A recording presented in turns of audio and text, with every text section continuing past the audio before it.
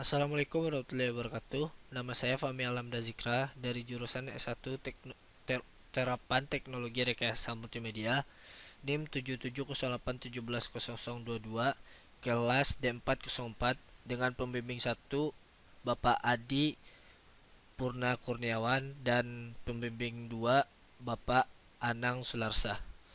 Di sini saya akan menjelaskan dalam bentuk video presentasi aplikasi proposal aplikasi yang akan saya buat. Di sini aplikasinya bernama CBBing 3 dimensi, belajar bahasa Inggris memakai AR. Judul dari PA saya yaitu belajar bahasa Inggris untuk anak SD berbasis AR. Di sini saya akan memperkenalkan kelompok yaitu Fahmi Alamda Zikra saya sendiri dan Agung Muhammad Rizal dengan NIM 7708170021. Langsung saja kita ke latar belakang. Latar belakang dari kenapa saya membuat proposal judul ini yaitu bahasa Inggris adalah kebutuhan penting untuk masyarakat di era sekarang ini. Seperti yang kita tahu, bahasa internasional untuk sekarang ini yang dipakai adalah bahasa Inggris dan banyak masyarakat umum di bumi ini memakai bahasa Inggris. Nah, jadi dengan itu kami mempunyai inovatif untuk membuat media alternatif anak-anak belajar bahasa Inggris sejak dini di zaman modern ini. Di sini seperti yang kita lihat, anak-anak banyak bosan untuk belajar membaca buku, apalagi bahasa Inggris.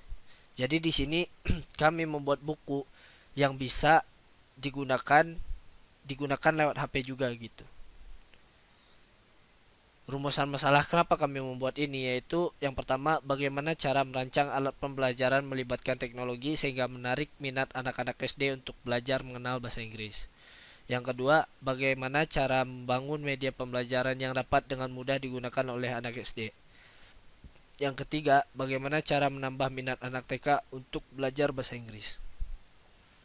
Lalu tujuan penelitiannya yaitu dapat merancang alat pembelajaran yang melibatkan teknologi sehingga anak-anak SD tertarik untuk belajar bahasa Inggris. Di sini kami ingin anak-anak SD dapat tertarik belajar bahasa Inggris memakai teknologi seperti smartphone yang digunakan sekarang ini. Biasanya anak SD memegang smartphone itu hanya ingin untuk bermain game atau menonton YouTube. Nah, sekarang kita ingin membuat anak SD ini memakai smartphone untuk belajar begitu. Dan yang kedua itu dapat membangun media pembelajaran yang bisa dengan mudah digunakan anak SD. Seperti yang saya bilang tadi, anak SD di zaman sekarang itu memegang HP itu bisa dengan mudah digunakan, apalagi di zaman pandemi seperti saat ini. Anak SD belajar dari rumah itu memakai handphone pastinya. Nah, kita mau membuat media alternatif untuk anak SD ini juga bisa belajar lewat handphonenya sendiri gitu, tanpa search Google. Mungkin itu untuk search Google terlalu susah untuk anak SD. Mungkin ada beberapa yang bisa, ada yang mungkin susah begitu. Nah, kami ingin membuat HP ini mudah digunakan anak SD dan hanya bermodalkan buku marker, lalu mereka bisa scan kayak gitu. Yang ketiga, dapat menambah minat untuk belajar bahasa Inggris dari usia dini dengan teknologi. Seperti yang kita lihat, anak SD ini terkadang, bukan terkadang sih, saya belum melakukan survei, tetapi yang saya lihat anak-anak SD sekarang itu sangat malas membaca buku karena teknologi yang sudah maju begitu. Lalu batasan masalahnya, aplikasi ini dapat digunakan di platform Android minimal versi 5.0 Lollipop.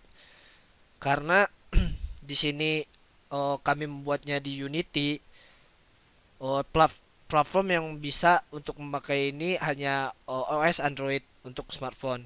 Sedangkan iOS belum kami belum memiliki cara untuk membuat untuk iOS. Lalu aplikasi ini menampilkan objek tiga dimensi, tulisan dan mengeluarkan suara.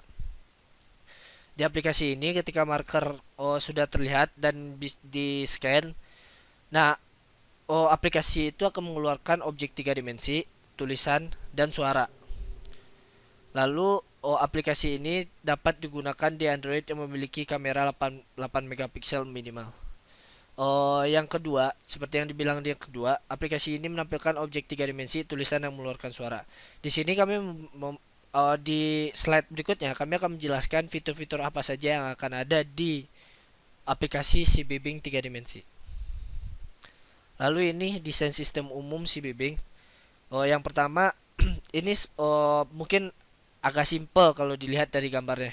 Kita membuka aplikasi, pilih menu, mendeteksi marker, menampilkan objek tiga dimensi, tulisan dan mengeluarkan suara seperti yang digambar. Nah, di sini kita memiliki dua fitur utama, yaitu yang pertama pembelajaran, yang kedua permainan dan kuis.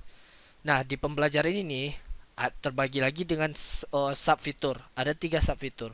Yang pertama, kita bisa memilih pembelajaran buah, bahasa Inggris buah, pembelajaran bahasa Inggris hari, pembelajaran bahasa Inggris warna. Itu yang masih terpikirkan oleh kami, mungkin bisa ditambahkan nanti. Lalu yang kedua yaitu permainan kuis tidak memiliki sub fitur.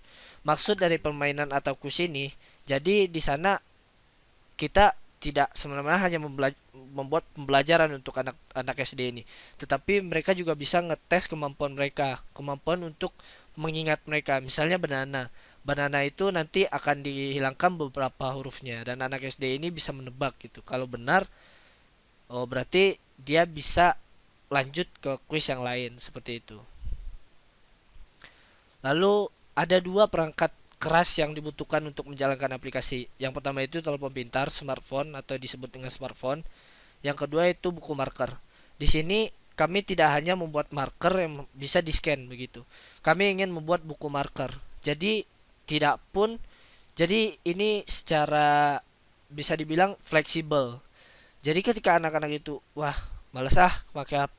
Nah, kita bisa memakai buku markernya aja gitu. Jadi di buku marker itu ada marker, ada juga kayak penjelasan gitu. Penjelasan ini pisang, bahasa Inggris dari pisang adalah banana kayak gitu. Jadi bisa dibaca juga. Mungkin tulisan-tulisan yang sederhana untuk anak kelas 1 SD. Nah, ketika mereka pengen memakai HP, ya tinggal ambil HP, buka aplikasi dan scan. Nah, langsung belajar gitu. Jadi buku ini ingin kami buat semenarik mungkin agar anak SD tertarik untuk memakai aplikasi ini. Begitu. Lalu telepon pintarnya seperti yang kita tahu, tanpa telepon pintar kita tidak bisa menjalankan aplikasi ini. Mungkin sekian saja dari saya Fahmi Alamda Zikra. Terima kasih. Assalamualaikum warahmatullahi wabarakatuh.